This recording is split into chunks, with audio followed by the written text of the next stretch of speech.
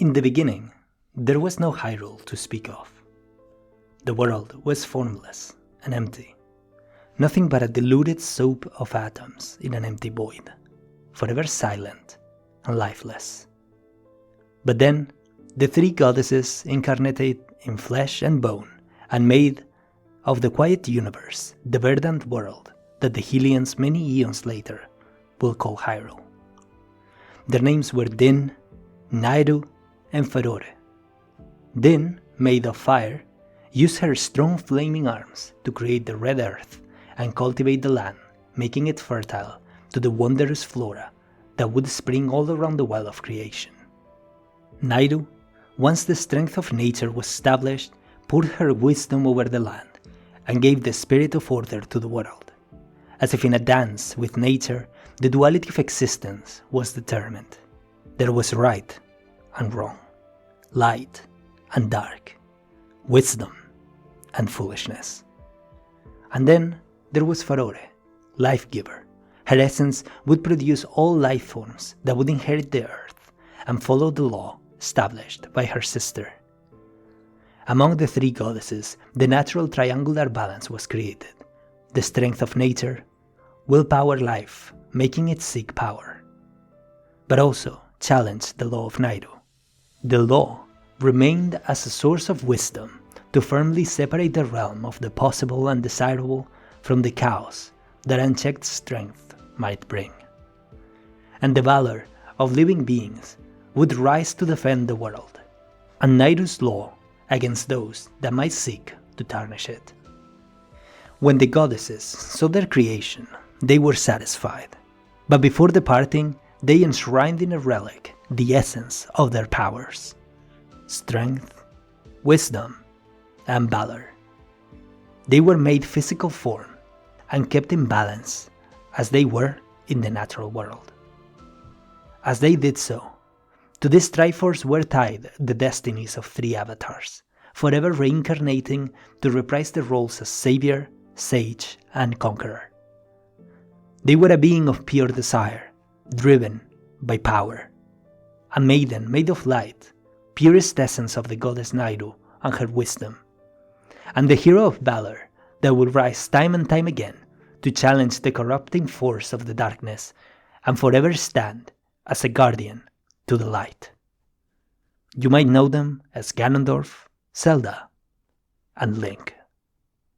Welcome to Rebel Culture.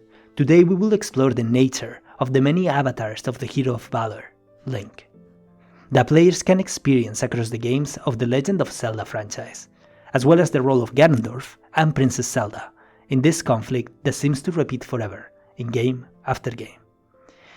If you enjoy our content about video games and Nintendo franchises, please consider subscribing and hitting that like button. We're a young channel and each of you really helps. But now, back to the video. In almost every game in the Legend of Zelda franchise, the player is put in control of the hero of the story. Generally a young man of blonde hair that wields an assortment of weapons, but is more often seen brandishing a sword. This man is sometimes called Link and sometimes called by any other name. His title tends to echo the theme of the game he's in, receiving titles like the Hero of Time, the Hero of Twilight, or the Hero of Essences. It is also important to establish that while very similar, these characters are not the same. The Link we see in Majora's Mask is not the same that we follow in Breath of the Wild, who is not the same as the one that we follow in the original Legend of Zelda. Essentially, each Link has one or two adventures and then his life is lost in unwritten history. This contrasts with other characters like Mario or Kirby, since we assume to play as the same Mario and Kirby throughout the entire series, and not different avatars of the same Red Plumber or Pink Puffball. Link is therefore not so much a character in himself, but rather a title, an avatar, or a role. A similar thing happens with other characters in the Zelda universe, most notoriously the antagonistic force that generally takes the name of Ganondorf, and the Princess Zelda, who stands as an avatar of light, but also with others like Impa, who generally stands as Zelda's either protector or teacher. This is a very interesting take on a video game character, and is also quite helpful in solving the question of how it might be possible that the same Link hasn't aged since 1986, when he first defeated Ganon. Obviously, we wave this off when it comes to characters like Mario as if it were video game magic, but with Link we actually are giving an answer. We only get to experience the interesting part of each hero's stories, and once they save Hyrule, we simply lose track of them. This form of storytelling allows Zelda developers to have the best of both worlds, meaning the possibility to tell many stories based on different points in the vast history of Hyrule, but always keeping those familiar elements for players to instantly recognize. The recurrence of characters with such similarities across the many games of the series also evokes the creation myth that we opened this video with. Upon the Triforce, the three essences of the goddess were engraved, and in so doing, an echo of their souls was projected into the future, as the many avatars of the hero, the princess, and the monster seeking power. These 3 points of recurrence across the entire history of the kingdom represent a sort of operating system or a rhyming notion at the core of the stories told in this universe.